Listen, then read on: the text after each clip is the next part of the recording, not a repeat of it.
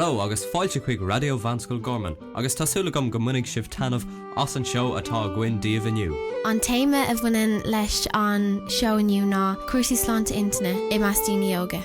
Beidh lán rudaí a gcuin ar an seo díobh aniu ar nós ceol agus roinnt agalamh ach anois seo agalamh a rinnemer le fear Dara bhanam Ciarán mac Argasa a dhéanaan yoga trí bhean na Ghaeilge agus tháinig sé chuig ar scoil mar fart den scéim YSI atá ar siúla gcuin sa scoil. An seo I Meánscoil Gharman le Ciarán mac Argasa an yogi Ghaeilge nó an stúrthar óga yoga. Hi Ciarán, an féileat mína dún godíireach cén post atá a got. Well, tugam stúrthar óga yoga orm hen ach bhfuil mé óga yoga gá bhbliain ó hin. Tréistum tréiste chachas den int, bhain mé amach diploma sa yoga an sin. So ó hinna le tám ag múna yoga trí bhean na Ghaeilge I maiach lé an galamh agus átaile típ na tíre. Agus gur mágat. An sílan tú a Ciarán. An bhfuil an dogan an yoga cabhar chuig daoine agus is Sláinte intinne? Well, tu sé bandach, de yoga bandach níos mó le an Sláinte intinne is nó meáir Sláinte is níos mó ná riamh is tóchas san éair, so tá méadú tacht ar yoga freisin tá méadú a tacht ar an spéis nó an méad ama chaham with a kaint faoine ceisna seán is. So ribh seo níamh mór an plé nó díosbórach dain. Ach inis le cinál tugraí cosú leis nó tá ar siúil agam tachta seo. Meánscoil Gharman tá níos mó béim lága ar. So tá daoine ag fálam níos mó stratéisi chunas dulin le strus agus ís le bré mar sin. So nuair bhí mis óg níor elamid ar scoil chunas dulin leis an ís le bré nó do méach 5 na intinne agin níor bhéin cóla nó cún ó bheann like down mé chunas mo chud fécla an ach níor elam mé chunas mo chud intin a sera ó droch smuointí, you know? So sílam le yoga an bailachta gabhraíonn yoga le daoine ná go tá bí mid níos ceangalta in hain, so déanamid rudí le arachas nó le mindfulness. So tá sagin má tá droch smuointí ann agus is féileann é a leis níos tapúla le clachta, so nóir tá mid a dúna clachta ar an mata yoga golóir an clachta sin aistríonn sé go dtíon gná saoil. So is féileann ghlacha le dúthláin dus de bheith níos tearfaí le rudí agus dus scoile leis an teannas chuineáin muid oning hain go léithó. Agus cén éfacht in dhéanamh yoga dún duine óg mar hampla sa scoil seo I Meánscoil Gharman? Well, yoga mar chleachta réalte tá anchud buntáiste leis.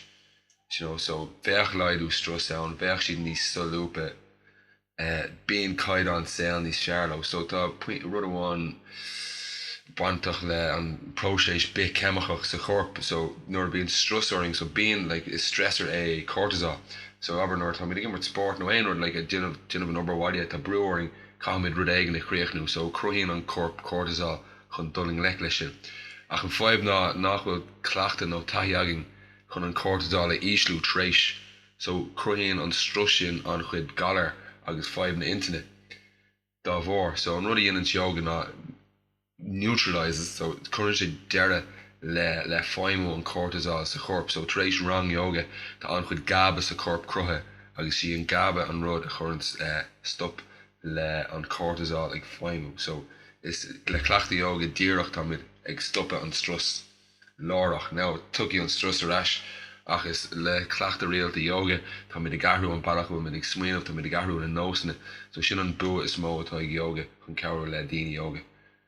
Well, rinne tú Cairlan linn ar bhaidin an seo I Meánscoil Gharman mar fartan ar seachtain Sláinte intinne. An bhfuil aon moltaí agat I gcóir na daoine óga an seo ar scoil ar cén gníomhíochtaí eile gur féidir le aonmh chun fiabhsa chur ar a Sláinte intinne. Tá sé tábhachtach go mbeadh go náóch daoine óga go bhfuil tá gachtainna gortathe le gortaíú gachtainna ag puinte áirithe. Níl aon duine ann is cum céad hain nachhfuil gorta. So ach tá rabha agin chunas is féileann ghlacha lei sin. So an bhfuil mid chun cinná ligdó sellmh a ghlacha ar a chud smíontóireachta ar gcuid iompar ar gcuid mothúcháin nó bhfuil mi chun rá chun ágáil ar lethébh scoil amhain. So tá rá ann chun sinna ach le beidir fiasacht nó awareness is cuidiú mór sin an fiasacht chun fá ré leis. So sin beidir an puinte is tábhachtaí a dhearning. Ceach leor, gur maithagad a chéarán agus tá fáil se rát an seo i Meánscoil Gharman agus bo linn buchas a gáháil asocht teacht an seo chun na bheith caint linn faoi hopig atá có tábhachtach le Sláinte intinne gur maithagad. Sin Ciarán Mac Argasa a bheith caint linn. Ach inis sa studio tá Mac Dara de Roiste atá ag buint leis an agriocht Córthaidh an óg. Inis a bhíh Dara, cad an agriocht seo Córthaidh an óg. Sé agriocht Córthaidh an óg ná rudí bunaíoch ag an Roinn páistí leanaí agus mar sin agus sé an rud ná tá trocadódóibh sa tír agus an rudí ann siad ná tá sin mar onadí sa fola tíocht do roiine óga na tíre, so marhapla tá an Córthaidh Loch Garman a bríonn siad leis an Córthaidh cúnta ó am go hamas mar sin de. Agus céinsáis upper a dhéanaan siad ó thaobh an Sláinte intinne de. Ó thaobh Sláinte intinne de tá Córthaidh Loch Garman tar éis físe chuir le chéile ach tá an ghfuil córlaí eile ar nós Córthaidh an lú tar éis rudí ar nós app gur iPhone a chuir le chéile agus is é an rud leis sin ná buinn sé le ólas a thuirt faoi Sláinte intinne an chuid is mó. Agus cad a hílann tú go bhfuil an rud is tábhachtaí a dabhlam tú. Ar a tábhachtí a deilme ní féidir an glór elam faoi Sláinte intinne. Tá tar éis glór cuasaí agus glór elam faoi Sláinte intinne thar na blianta chun an físí agus chun obair ar an topic. Tá an topic Sláinte intinne tar éis a bheith páirteach a gur gábhlíanais ach fós níor elam mé fiú tríon de chad is féidir an feilim nó fiú 10 de chad is féidir an feilim. Agus ó thaobh an ólas a bhallaigh tú le linn an stadéir seo, an gceapan tú go bhfuil níos mó ag tastáil ó thaobh na serviceí atá ar fáil a gcóir Sláinte óga go háirthe i measc daoine óga agus cén moltaí a thortha ó do chuid taithí leis an agriocht seo chuig an rialtas faoin tábhar seo. Chun bheith bacánta tá an seirbhísí ann agus é an feim ná níl siad díortha daoine óga agus níl ólas ag daoine óga fuú agus scoil siad ann. Chuid rádómh caiith tú dul go dtí do GP chun chun dul an sa chéadáid.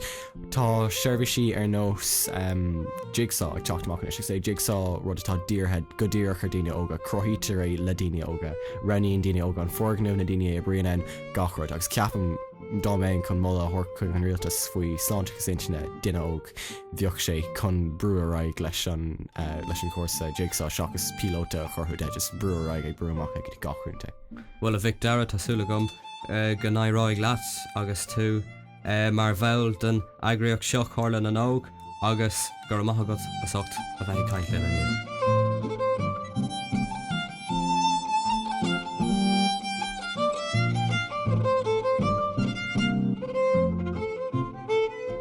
Okay, so bhí sin Bill ag léir le Mac Dara de Roiste an Google Flein in our school. Inis táman seo le Megan Kate Doolan, dalta san idirhlín. Cearclóir Megan, cad a ceapan tú faoin YSI? Ceapan go YSI seans an bhacana an is scapa bunathe ar topic sa múl tábhachtach is saoil duine óige. Peocha mar an topic 5 in a galar intinne is saoil daoine óga, mar tá 5 seo anna cotínta agus be cearca go méid níos mó tuiscin de bheith leis. An bhá agus cá tháinig an smaoinemh chun an éireann seo scríomh cá fuair sibh an inspiráid dó. Well, scríomh mar an tearán ón perspectach de duine óg atá daile le galar intinne. Tháinig an inspiráid seo nar ceapan mar go méid sin níos effectach mar raibh sé ón pointe de dégóir. Agus an leon scéal taobh hir den éireann.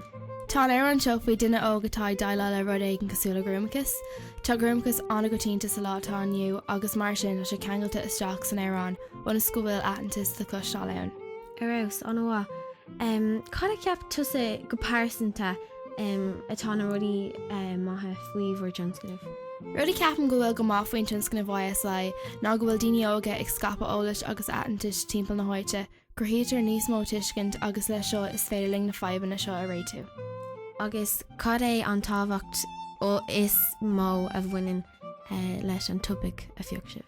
Well, ceapan go bhfuil sé tábhachtach go bhfuil sim ag gachtain na sarang san topic a míon feochta ag wing don Johnscliff, mar tá sim ag daoine san ábhar beag sin níos níos mó David ghlachapát agus é ceir leis an tionscnibh. Bhí an táling go raibh daoine sa rang sásta chun dúróisteach ar 5 na galar intinne mar ceir sé go mórling leis an obair atá déanta a going a dhéanamh. Ein tíim leat go hilas go thomláin ceapam gur tupig ionteach go fioc sibh agus gnáirí libh leis.